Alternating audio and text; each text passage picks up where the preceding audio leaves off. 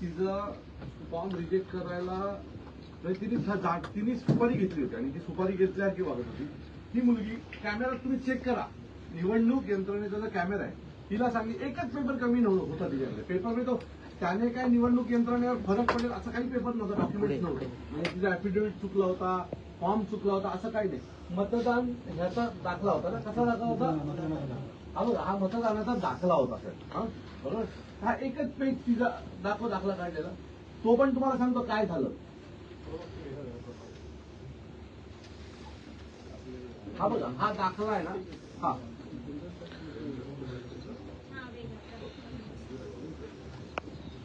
Sir हा दाखला,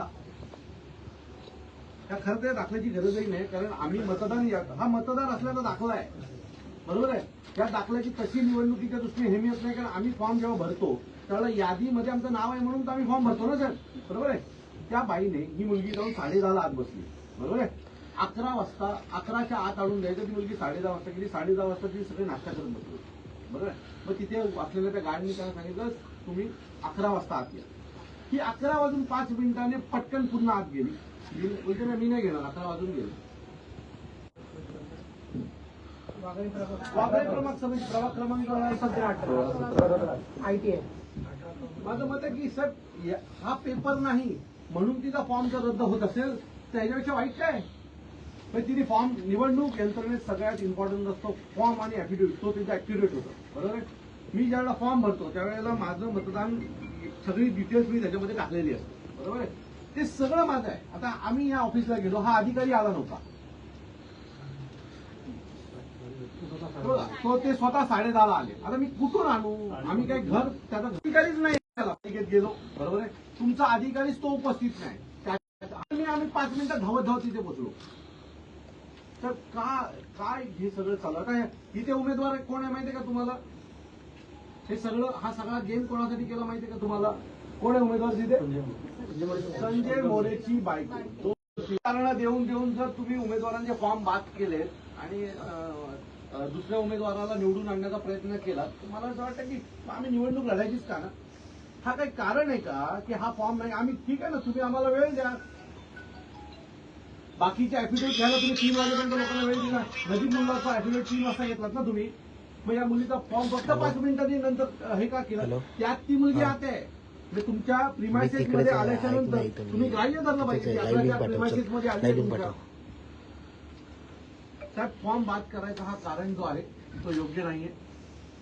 आणि त्या बाईने काल खूप पर्सनॅलिटी केली सर. सगळ्यात पहिलं तर नियम असा आहे की मी ज्या वेळेला निवडणूक अधिकाऱ्यांशी बोललो, उच्च निवडणूक अधिकाऱ्यांशी बोललो, त्यावेळेला ते एखादे फॉर्म येतात ना ते स्क्रुटनीच्या आधी तुम्हाला बाहेर लावायचे असतात आणि मग लोक ऑब्जेक्शन देतात. तिने 3:30 वाजेपर्यंत फॉर्मच लावले नव्हते सर. आणि ते तिने काल ऑन कॅमेरा कबूल केलं, हो माझ्याकडनं राहून गेलं चुकून. बरोबर आहे. 60 तर ठीक आहे, 3:30 वाजता तुम्ही लावलं. बरोबर आहे. तुमच्याकडनं राहून गेलं. जे लावले त्याच्यात जो ऍफिडेव्हिट होता त्यात निरंक लिहायला ते विसरले होते. बरोबर आहे. याचा अर्थ तो फॉर्म बाद झाला पाहिजे होता. तिचं मत आहे ते ऍफिडेव्हिट त्यांनी 11च्या आत आणून दिलं होतं. बरोबर आहे. मग तुम्ही 3:30 वाजता ज्या वेळेला तो फॉर्म लावलात बाहेर त्यावेळेला 11च्या आत आणून दिलेला ऍफिडेव्हिट का नाही लावलात. तो तुम्ही त्या फॉर्मला फिलअप केलं पाहिजे ना. दुसरीकडे कसे ठेवू शकता. हा सर माझा फॉर्म आहे, माझ्याकडे यात एक डॉक्युमेंट कमी आहे, तुम्ही मला तो डॉक्युमेंट दिला, तुम्ही तो ह्यात लावीन ना की दुसरीकडे ठेवीन. खरं तर त्या बाईवर पहिलं तुम्ही FIR दाखल केली पाहिजे की तिने ते फॉर्म बाहेर का नाही लावले. हा निवडणूक आयोगाच्या एका कार्यक्रमाचं उल्लंघन आहे नियमांचं. त्या अंतर्गत तिने 11 वाजायच्या आत, म्हणजे आम्हाला जर 11 वाजता ऑब्जेक्शन घ्यायचे तर 10:30ला तिने सगळे फॉर्म बाहेर बाईने लावले पाहिजे होते. ते नाही लावलेत. आणि ती स्वतः काल कबूल केले ऑन कॅमेरा सगळीकडे की हो माझ्याकडनं राहून गेलं. याचा अर्थ स्ट्रेटली ती तिथे सगळ्यांना मदत करत होती. बाकीचे फॉर्म बाद झाले. शिवसेनेचा का नाही एकही फॉर्म बाद झाला. एवढ्या चुका असताना एकही फॉर्म नाही बाद झाला. बाद कोणाचे झाले. विरोधकांचे झाले, अपक्षांचे झाले. तर स्ट्रेट आमची फसवणूक झाली आहे. या बाईवर कारवाई करा आणि आमचा हा जो फॉर्म आहे त्याच्या बाबतीत पुनर्विचार व्हावा. आणि आम्हाला याचे सीसीटीव्ही पाहिजेत. यांचं असं मत आहे की 11च्या आत त्यांनी ऍफिडेव्हिट आणून दिलं. बरोबर आहे. मग 11च्या आत ते आले, तुमचे सीसीटीव्हीचा कॅमेरे चालू आहेत सगळे. बरोबर आहे. 11च्या आत ती उमेदवार आतमध्ये आले त्याची एंट्री असेल तुमच्याकडे घ्या आणि कबूल दाखवा खरं काय आणि खोटं काय. कारण तिथे जी उभी आहेत ती लोक सांगतात की ते 12:15 आलेत. आम्हाला 1 मिनिट चालणार नाही. इनवर्डमध्ये करू तास, घेता 3-3 एंट्री. तास जर करणार. फॉर्म सबमिट करायचा असेल ना आपल्याला रिसबमिट, तर इनवर्डमध्ये बुकमध्ये एंट्री असते. ती नसेल तर त्यांनी जमा नाही केली. क्लिअर आहे. कारण मी जेव्हा माझं शपथपत्र बाकी होतं ना, तर इनवर्डमध्ये मी बुक आदल्या दिवशी केलं होतं, ते इनवर्डमध्ये एंट्री करून घेतली त्यांनी. इनवर्डमध्ये रजिस्टरमध्ये नाव असेल तर दिलं, तर रजिस्टरमध्ये नाव नसेल तर साहेब, नसेल. आम्ही का निवडणूक लढू सांगा ना मला. आपल्या तक्रारीवरती फॉर्मच्या संदर्भात त्या संदर्भात काय करता येईल?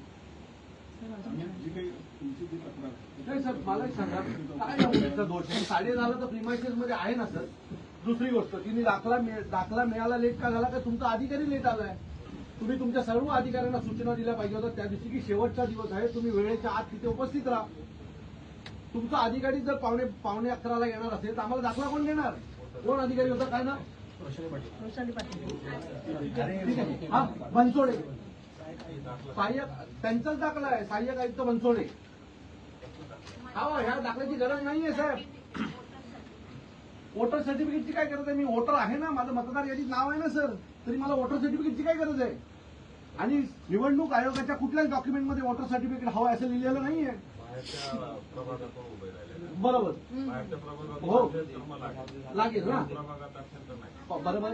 मला जर अधिकारीच उपस्थित नसेल साहेब तिथे तर मी काय करू? कुठून आणू दाखला, वोटर दाखला? मला सांगा. तो अधिकारीच असला पाहिजे. तुमचा अधिकारी नाहीये ना सर जागेवर, म्हणून मला लेट झालाय ना. तो आलाच 11:15 वाजता तो अधिकारी, तर मला कसं ते मिळणार? त्या दिवशी त्याची ड्युटी 10ची आहे, तो 10 जाऊन बसला पाहिजे ना. एवढं महत्वाचं निवडणुकीचं जे चालू आहे, कोणी येऊ शकतो तिथे. सर ज्या दिवशी मी गेलो 30 तारखेला तर मला बोलायचं सकाळी या, कारण आता शेवट लास्ट डे फॉर्म सबमिशनचा, आता आम्ही देऊ शकत नाही. तुम्ही उद्या तर सकाळी आदल्या दिवशी पण यांनी जाऊन तो मागितला होता त्यांच्याकडे.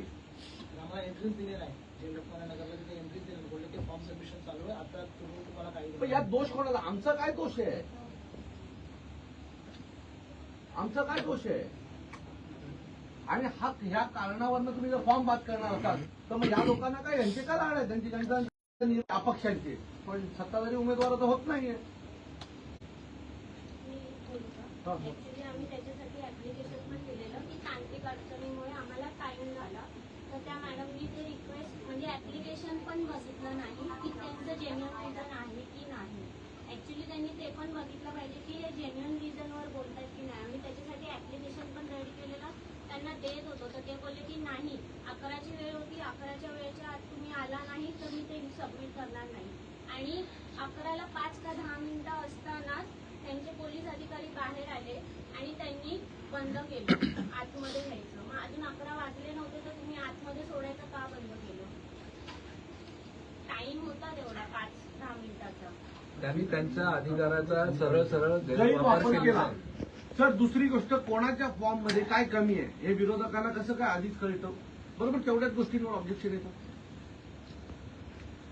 तिथे वेळेवर सगळ्यांना देतो. अहो साहेब नाही ना, तेच सांगतोय. वेळेवर दिले गेले नाहीत कारण ते फॉर्म बाहेर लावलेच गेले नाही. ते लावले असते तर मग हे सगळे फॉर्म आधीच उरले असते. ते 3:30 वाजता लावले. सर 17 मधून मी भरलेला आहे फॉर्म. तर एकटा भरून त्यांचा फॉर्म पण बाद होतो. जर आपल्या चेकवरती जर खाली साईन असेल तर चेक बाद होतो, बरोबर ना? तर त्यांच्या पडताळणीवरती सही नव्हती तरी त्यांचा फॉर्म हा ऍक्सेप्ट केला गेला. हे अर्ज दिलेले तक्रार, हे बघा काय याच्यामध्ये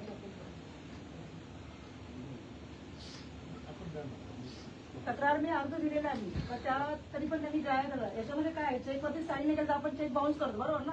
हे का बाउन्स होते? मी लेखी अर्ज पण दिलेला आहे. साहेब मला ना या फॉर्मच्या बाबतीत त्या मुलीवर तुम्ही अन्याय करताय. निवडणूक तिकडे त्या मॅडमकडे. काल आम्ही पण एक तुम्हाला कॉपी अर्ज दिलाय. काल 6 वाजता पुन्हा एक अर्ज दिलाय तुम्हाला. त्या अर्जाची कॉपी दाखव. काल तुम्हाला व्हॉट्सअपला पण आहे.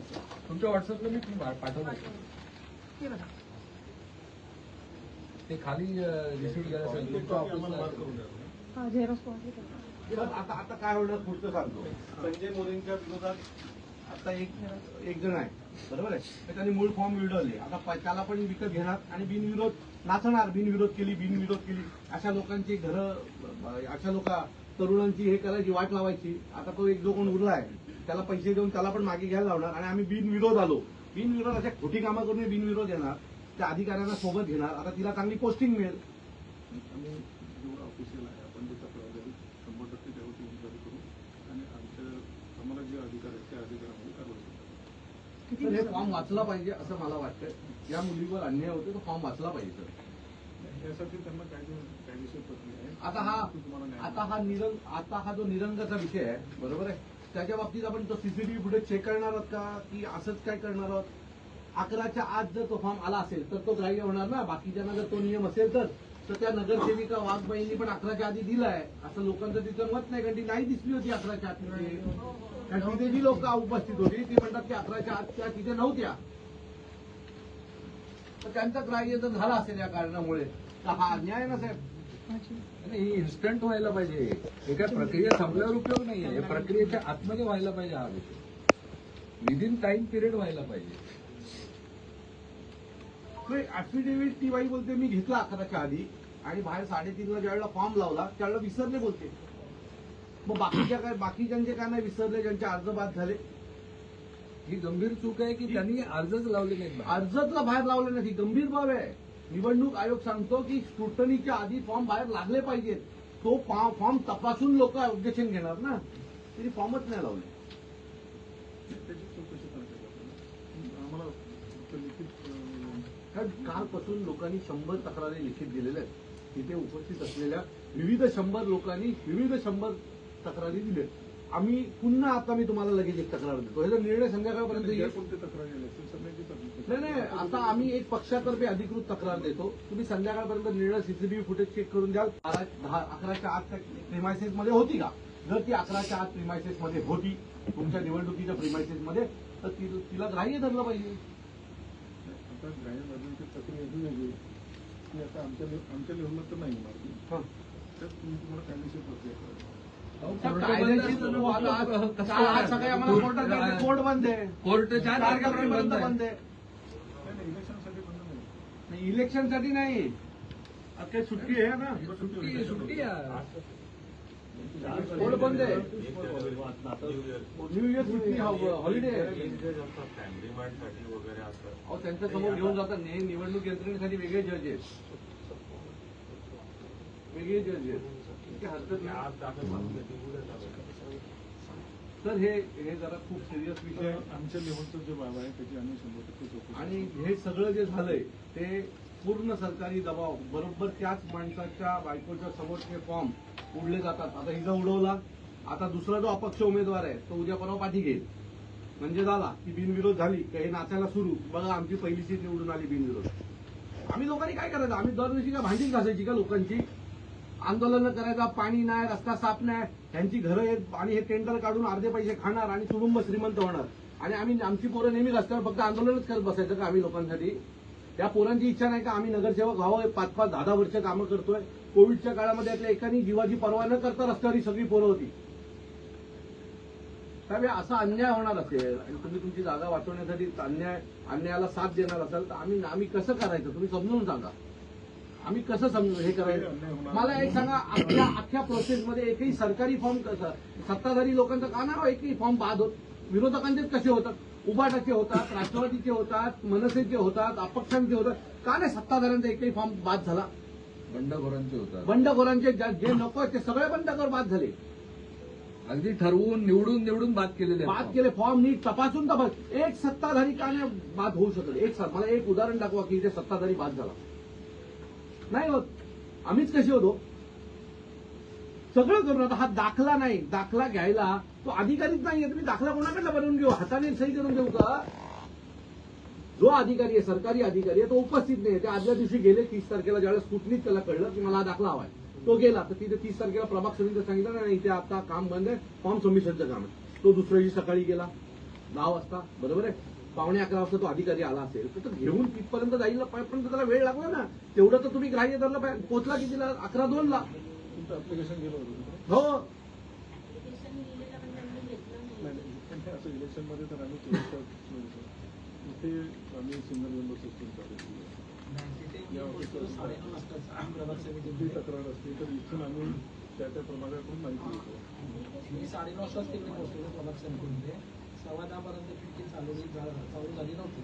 पण तिथे वर्तनगर वाली मॅडम आले, ते मला म्हटलं की अजून पार्टी सांगते, ते अजून आले नाही. तरी पण आपण 10-20 लाख वाट बघत होतो. तिकडचे सीसीटीव्ही फुटेज बघा ना सर. तिकडे मी गेलो तिकडे खाली त्यांनी माझी कलिग निलेश म्हणून आम्ही फोन वगैरे लावून डायरेक्ट बनसोडे साहेबांशी बोललो. ते बोलले की रात्री खूप उशीर झालेला म्हणून मला लेट झाला, मी येतोय 10-15 मिनिटांमध्ये. 11:15 ते आले.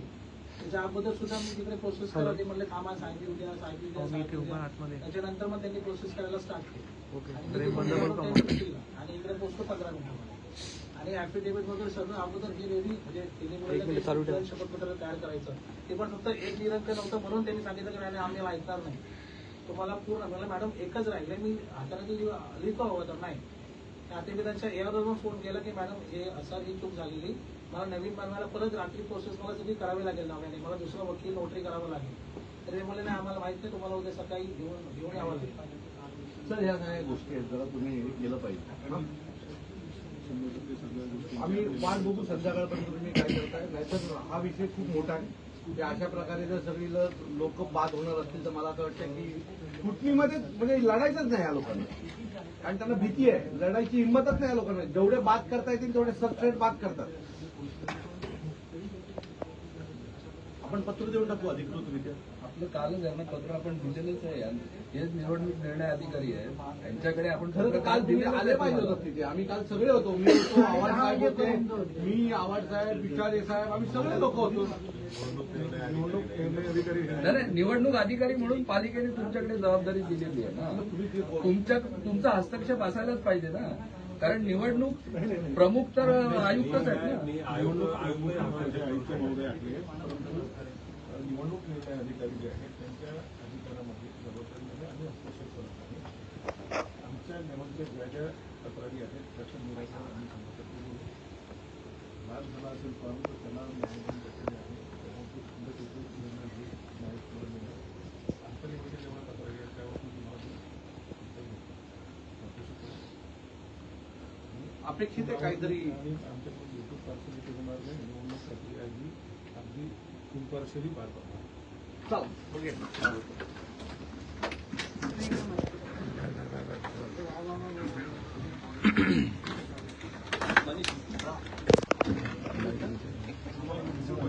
नाही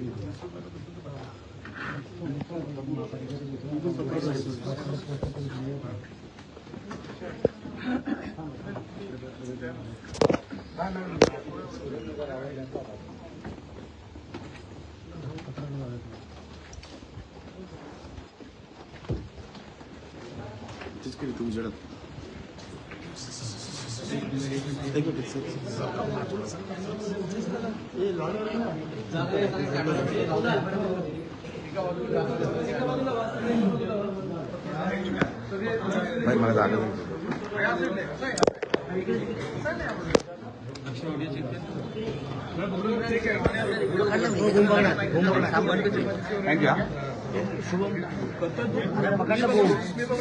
जागा पकड नाही दादा आता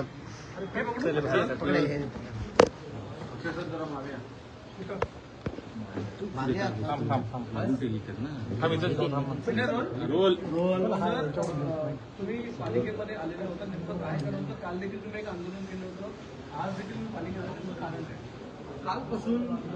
काल अनेक ठिकाणी निवडणूक निर्णय अधिकाऱ्यांनी अनेक ठिकाणी पार्सलिटीज केल्या आणि अनेक लोकांचे फॉर्म हे त्याच्यामुळे बाद झाले. खरं तर निवडणूक यंत्रणेचा जो नियम आहे, निवडणुकीचे जे नियम आहेत त्याच्यानुसार फॉर्म भरल्याच्या नंतर दुसऱ्याची स्क्रुटनी असते. स्क्रुटनी व्हायच्या अर्धा तास आधी ज्या ज्या उमेदवारांनी फॉर्म भरले ते फॉर्म हे बाहेर डिस्प्लेला लावावे लागतात. त्यात लोक ते फॉर्म पाहतात आणि त्याच्यानंतर त्याच्यावर ऑब्जेक्शन घेतात. सगळ्यात पहिली चूक तिथेच झाली की जे फॉर्म बाहेर नियमाने लावले पाहिजे होते, 3:30 वाजता जे फॉर्म लावले त्या फॉर्ममध्ये अनेक फॉर्ममध्ये शिवसेनेच्या नगरसेवकांच्या फॉर्ममध्ये निरंकच्या जागी कुठल्याही प्रकारचा काहीच भरलं नव्हतं. आणि नियम असा सांगतो जर एखादी जागा तुम्ही मोकळी ठेवली तर तो फॉर्म बाद होतो आणि तिथे तसं अनेक उमेदवारांचं झालं पण होतं. मग तिथे असलेल्या सर्व लोकांनी त्याच्यावर ऑब्जेक्शन घेतलं, आरडाओरड केली. आरडाओरड केल्याच्या नंतर ती निवडणूक अधिकारी अतिशय वाईटरित्या सगळ्यांची बोलत होती. मग आम्ही आलो. आम्ही बोलल्याच्या नंतर तिने आम्हाला सांगितलं की आमच्याकडनं चुकून हा फॉर्म बाहेर लावायचा राहिला. आम्हाला हा ऍफिडेव्हिट 11च्या आधी आलं होतं. मी म्हटलं जर 11च्या आधी तुमच्याकडे ऍफिडेव्हिट आलं होतं तर 3:30 वाजता जे तुम्ही बाहेर ऍफिडेव्हिट लावलं ते चुकीचं का लावलं? तर त्याचं त्यांच्याकडे उत्तर नव्हतं. आणि अशा अनेक गोष्टी घडल्या. आमचा एक मुलगा आहे, त्याचा फॉर्म हा 11 वाजता फॉर्म सबमिट झाला. फक्त एक दाखला असतो, तो दाखला जमा करायचा होता. तो 11 वाजेपर्यंत जमा करायचा होता. आमची मुलगी 11ला 10 मिनिटं असताना तिथे पोहोचली. परंतु तिथे सगळे नाश्ता करत होते म्हणून ती बसून राहिली. पण ती त्या निवडणूक कार्यालयाच्या प्रिमायसेसमध्ये उपलब्ध होती. तुम्ही हे सगळं प्लॅनिंग होतं, ठरवून गेलं होतं. सत्ताधारी एकही फॉर्म कुठेही बाद झाला नाही. पण विरोधकांचे फॉर्म बाद झाले, अपक्षांचे फॉर्म बाद झाले. हे सगळं पाहता ही संपूर्ण निवडणूक यंत्रणा ही अतिशय वाईटरित्या चालवली जाते. या संपूर्ण निवडणूक यंत्रणेमध्ये आता हे निवडणूक यंत्रणा म्हणजे कोण? हे जे ठाणे महानगरपालिका असतील किंवा जिल्हाधिकारी कार्यालयामध्ये अधिक असलेले अधिकारी हेच कुठेतरी निवडणूक अधिकारी म्हणून जातात. यांचं सगळ्यांची सत्ताधारी नेत्यांची साठवलोट असतं आणि ते सत्ताधारी नेते आणि हे राजकीय नेते मिळून ही पूर्ण निवडणूक यंत्रणा मलिन करतात. त्या मॅडमनी पण काल तेच केलं आणि त्याच्यामुळे अनेक लोकांचे फॉर्म काल बाद झाले. आणि बाद झाल्यामुळे या सर्व मुलांचं करिअर खराब झालं. ही मुलं 10-10 वर्ष काम करतात. कोविडच्या काळामध्ये जीवाचं रान करून काम केलं आणि ज्या वेळेला त्यांनी केलेल्या कामांची लोकांकडे जाऊन पोचपावती घ्यायची वेळ येते तर अशी खोटी कामं करून ही लोक त्यांचे फॉर्म बाद करतात. या अशा अधिकाऱ्यांना मला असं वाटतंय की सरकारने घरी बसवलं पाहिजे. नाहीतर याच्या पुढच्या निवडणूक आम्ही लढायच्याच कशाला ना. आता तुम्ही फॉर्म बाद करताय. उद्या आता काल जो आमचा फॉर्म बाद झाला ते कोणाचं होतं? शिवसेनेचे सचिव संजय मोरे यांच्या बायकोची तिकीट होती. आता त्याच्यासमोर एक अधिकृत फॉर्म होता मनसेचा, युतीचा, बरोबर आहे.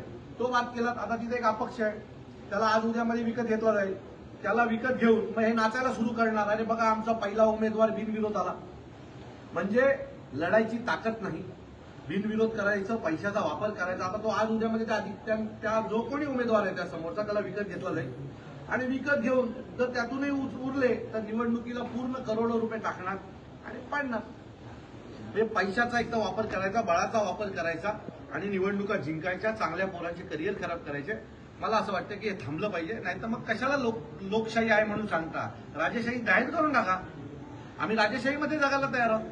पण लोकशाही आहे असं सांगून लोकांची फसवणूक जर तुम्ही करणार असाल तर तो लोकांवर अन्याय करता असं मला वाटतं. ठाकरे आणि मनसेची युती झालेली आहे, मात्र ठाकरे आणि मनसेच्या उमेदवारांचे जास्त प्रमाणात फॉर्म जे आहेत ते बाद करण्यात आलेले आहे. कुठेतरी भीती तो कारण अधिकारी विकलाय ना. त्यांच्या मर्जीतले अधिकारी तिथे आणून बसवलेत प्रत्येक ठिकाणी आरो म्हणून. आणि ज्या मर्जीतले अधिकारी आणून बसवलेत ते अधिकारी आता परतफेड करतात. उद्या निवडणूक झाल्यावरती बाई चांगल्या कुठेतरी पोस्टवर असणार आहे. काल मी जितेंद्र आव्हाड साहेब, राजन विचारे साहेब आम्ही तिघाने तिथे अकाल तांडव केला. पण आम्ही जे बोलतो तिला समजूनच घ्यायचं नव्हतं त्या बाईला. तिथे असलेले सर्व उमेदवार सांगत होते की बाई प्रचंड अर्गणप्रमाणे सगळ्यांशी वागतेय, ती कोणाशी नीट बोलायला तयार नाहीये, काही नाहीये. मी बोलेल तो कायदा. माझं मत आहे तुम्ही स्वतःला जर निवडणूक अधिकारी म्हणून देवाच्या भूमिकेत मानत असाल तर देवासारखं वागलं पण पाहिजे. हा म्हणजे देवाच्या भूमिकेत बसायचं आणि दानवासारखं वागायचं हे काही योग्य नाहीये. तुमच्यामुळे कोणाचं तरी करिअर खराब होतो. आम्ही तुम्हाला एक सांगतो, ही जी महिला आहे ना आरो, काय नाव तिचं, वृषाली पाटीलच्या बाबतीमध्ये त्यांच्या प्रॉपर्टीपासून सगळ्यांची इन्क्वायरी आम्ही लावणार आहोत. आम्ही त्यांना सोडणार नाही. त्यांनी ज्या काय आमच्या पोरांच्या बाबतीत केलेत त्या आरोच्या पाठीनं आम्ही सगळे माहितीचे अधिकार टाकून ह्याची प्रॉपर्टी कुठे आहे, ह्या पोस्टिंगला कशा आल्या, या सगळ्या गोष्टींची माहिती घेऊन आम्ही पुन्हा लोकांसमोर जाणार, एवढं नक्की. सर, निवडणूक आयोग ही स्वायत्त संस्था असताना देखील त्या ठिकाणी कोणती स्वायत्त सत्ता संस्था? अहो निवडणूक नावापुरता आहे ते. त्याचे अधिकारी कोण आहेत? ती मॅडम कोण आहे? उपजिल्हाधिकारी आहे ना, उपजिल्हाधिकारी आहेत ना. म्हणजेच सरकारी यंत्रणेत काम करणारी बाई आहे ना. मग ती वेगळी कशी होऊ शकते? ती तिच्या फायद्यासाठी सरकारी यंत्रणेला मदत करते, सरकारी राजकीय नेत्यांना मदत करते. निवडणूक आयोग ही वेगळी संस्था आहे हे सगळं खोटं आहे. त्याच्यात काम करणारी संस्था आहेत, उपजिल्हाधिकारी आहेत, हीच लोक आहे. ती नावापुरतं ते वेगळी संस्था आहे, बाकी काही नाही. बाकी सगळा आतला जो भाग आहे ना हा रोज जो लोकांमध्ये असणारा जो अधिकारी वर्ग आहे तोच आहे. सर आपण या ठिकाणी अतिरिक्त आयुक्तांना भेटलेले आहात. पुढचं पाऊल काय होईल आम्हाला माहित नाहीये, कारण आता आम्ही प्रचार करायचा की भांडत बसायचं हे आम्हाला कळत नाही. त्यांनी सांगितलंय तुम्ही अर्ज द्या, आम्ही आज संध्याकाळपर्यंत त्याची चौकशी करतो. आमची तर खरी मागणी आहे की तुम्ही ते सीसीटीव्ही फुटेज चेक करा. ती बाई काल आली होती का 11च्या आत, आणि आली असेल तर ती आम्हाला द्या, पेपर दाखवा. न्यायालयीन प्रक्रिया मला असं वाटतं की न्यायालयीन प्रक्रिया हा एक पार्ट आहे या सगळ्यांना, तो आम्ही करूच. पण त्याच्यासोबत मला असं वाटतं की या लोकांनी जर न्याय मिळवून दिला तर आम्हाला त्या प्रक्रियेत जायची गरज लागणार नाही. माझी विनंती आहे निवडणूक आयोगाला, ज्याला आपण खोटं निवडणूक आयोग म्हणू शकतो, की नावापुरतं ते निवडणूक आयोग स्वायत्त संस्था असं आहे. काम करणारे सगळे अधिकारी, इथले उपजिल्हाधिकारी, महापालिकेचे उपायुक्त, महापालिकेचे कर्मचारी ही लोक असतात. तर विनंती आहे न्याय द्या, नसेल द्यायचं तर ठीक आहे. ओके.